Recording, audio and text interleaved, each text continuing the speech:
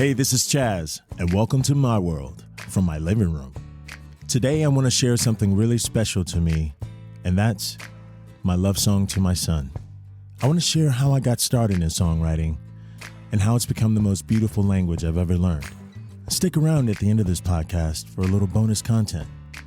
So, sit back, relax, and welcome to my world from my living room.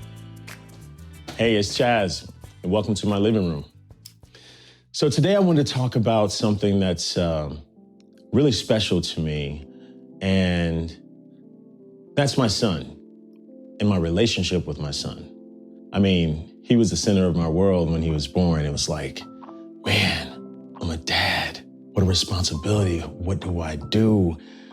What do I teach him? How do I not mess up? How do I be a great example? All these different things came into my life.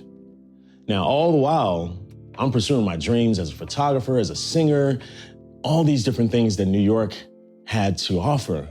I wanted to be a part of it, but I also wanted to leave a legacy for my son in the midst of all this.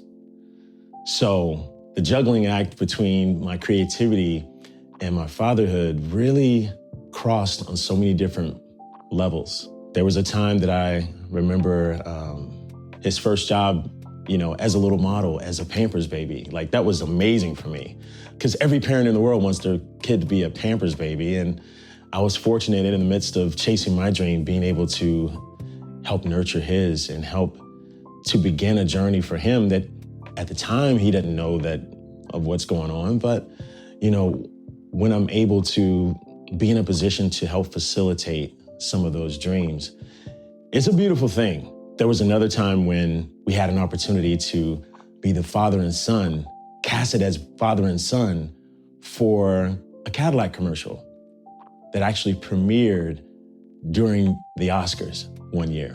This was years ago. But this was amazing because as a parent, you always want the best for your kid, but when you're actually able to be a part of some of those moments and some of those beats in their life, it's a beautiful thing. And to be able to capture some of those moments professionally and personally really, really meant a lot to me. And it does for him even now when he looks back on it. That commercial was amazing. And there was another moment within my journey as a singer-songwriter. I was able to write a song. And one thing, when I had him as a little baby, one of those dreams for me as a parent was always, I want to write a song for my son. I want to be able to express to him how much I love him and things that he didn't know that I was thinking when he was a little baby that I can then share, or he can listen to the song as he's growing up and it takes on different meaning with each passing year. That was my hope and dream, and one of my biggest things that I wanted to accomplish as a singer-songwriter and as well as a dad. So that moment happened. And when it did, I was at that crossroads of how do I merge this? How do I marry my parenting with my career and my creativity? And so I wrote this song. The song is called For You. I'm sure there'll probably be a link somewhere that I'll add at some point. But the song is called For You.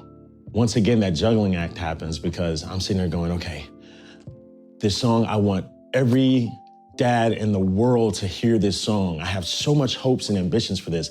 I don't know many dads that are writing for their sons or daughters, and I want to be that dad, and I want every dad to listen to this and cry and find meaning in their fatherhood and all this sort of stuff. And I wrote this song, I was passionate about it, and after I wrote it, after I got it mixed down and I had all these different things to make it perfect in my eyes, I was like, I wrote this for my son. I'm like, well, I can't stop there because now I want to do a music video. And as a content creator, having all the gear and equipment that I need to help facilitate that part of things, right in the heart of the pandemic, it hit my soul that this is a time that I could really, really lean into this song and really make it great. So with one camera, I was able to create this music video of things that I was able to, show him in the video doing different things, and also digging back in the archives of my iPhone and other content that, I have of him throughout his whole life, and be able to call that to memory and be able to implement that into the music video. It wasn't a huge production, but it was very personal. We got to sit on the couch and play and laugh and really kind of be father and son and have some of that imagery in the video. So now I'm waiting to put this out to the world. Okay, this is gonna be amazing. I'm gonna put it out like a couple of weeks before Father's Day. I'm gonna make sure that everything is set up. I'm gonna make sure I go to YouTube. I'm gonna put it on my Instagram Reels. I'm gonna put it on my everywhere. I'm gonna put it on Facebook, put it on all these different places. I had this grandiose release, and I'm like, hey, just so you know, I wrote this song for my son, and I'm really passionate about it, and really kind of reaching out with a sincere heart and really wanting to reach fathers. And at the time, and even now, I really champion the Black father plight in America, because it's very skewed. And as a single Black father, I wanted to make sure that I'm depicting us in a way that isn't popular. And that's in a positive light. Because all my life, even in my own personal situation, I grew up with a single mother. My dad was never around. So for me, I lived that. So there was no way in hell I was gonna duplicate that with my own son.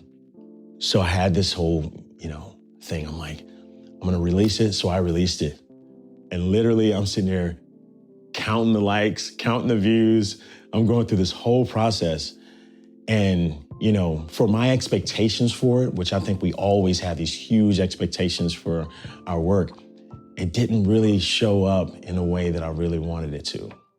And so I'm frustrated. I'm like, man, this song means so much, and every dad in the world could benefit from this, and they're gonna share it, and it's gonna go viral, and I'm gonna be on, whatever talk show, or I'm gonna be on someone's podcast, and I'm gonna do this, and da-da-da-da.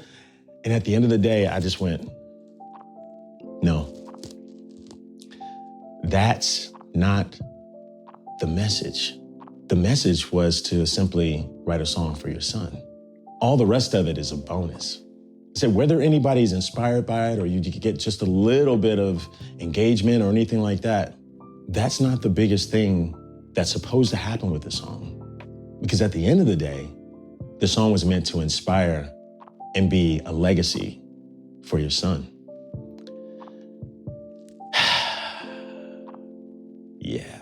So when that message hit me louder than the other stuff, now granted, the song went on to have thousands and thousands of likes and engagement and stuff, but for the energy I put into it, I didn't feel it was coming out the way that I wanted it to. But the message was heard. Even if it was just one person, that person saw value and saw my heart in that video. And the biggest part of that song, that it's now still in the infancy stage of it actually having the most impact. And that's when Gio gets older and he can listen to it as a teenager, as an adult, when he has a child. So now the value and the legacy of that song has a whole new meaning. Juggling creativity and parenting. I hope you enjoyed this one.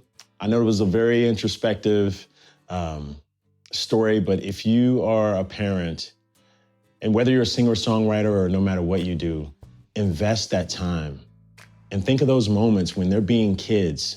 They're just being kids, and we're in our adult mind. We've got bills to pay. We've got this to do. We got that to do.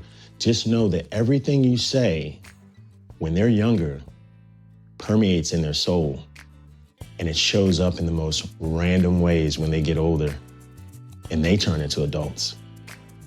So one thing that if I can impart anything is to mind your words. They're powerful. Have a wonderful day.